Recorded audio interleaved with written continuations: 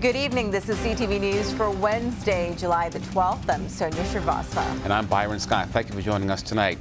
Well, state lawmakers want to know how and why an MVA computer problem caused a voting controversy days before the primary. Under state law, you can register to vote at any MVA office. However, just before the June 26th election, the agency revealed that it failed to send 80,000 voter registration changes to the state elections board. This failure prompted a hearing before two legislative committees in Annapolis this afternoon. MVA Administrator Christine Nizer was called to testify about the computer glitch, which caused thousands of people to vote with provisional ballots. You're talking about trampling on the constitutional rights of individuals who vote. You know, I'm just totally appalled by it. Additionally, I've heard like 3 versions of what actually happened. Unfortunately, they were not thinking about individuals who were changing an address and only changing an address, or not purchasing a driver's license, an ID card, or another product. So it was an inadvertent programming error that was made. And some Democrats say the software snafu trampled on constitutional rights of voters and call for Nizer to resign.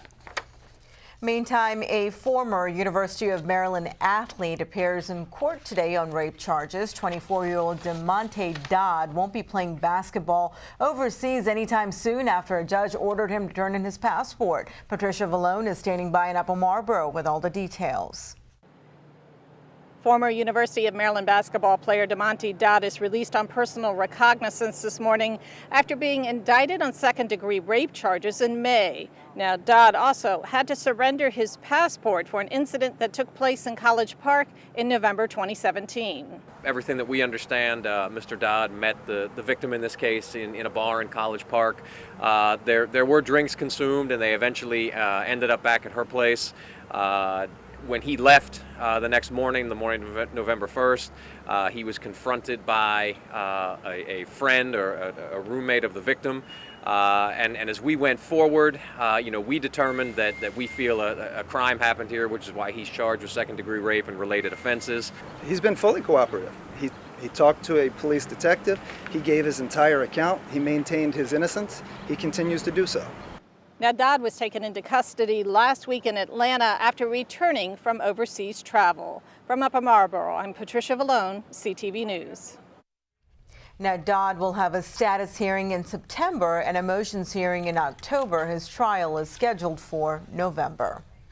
And Prince George's police seeking help in finding a missing person. 52-year-old Sharon Reeves Williams was last seen at about 2 weeks ago on the 6700 block of 94th Avenue in Lanham. She's described as 5 feet 4 inches tall, weighs about 160 pounds. She was wearing a black headscarf, blue jeans, and white shoes. Anyone with information about her whereabouts is asked to call police. And 4 years later, the search continues for Volusia Rudd. Rudd went missing on March 1st, 2014 from D.C. General Homeless Shelter, where she lived with her mom and grandmother. She was 8 years old at the time of her disappearance. Rudd is described as, again, she's 12 years old with medium brown complexion, about 4 feet tall, between 70 and 80 pounds. Her brown eyes, she has brown eyes and black hair. An age progression photo of Rudd has been released by Missing and Exploited Children. Anyone with information is asked to call police in D.C. at 202-727-9099.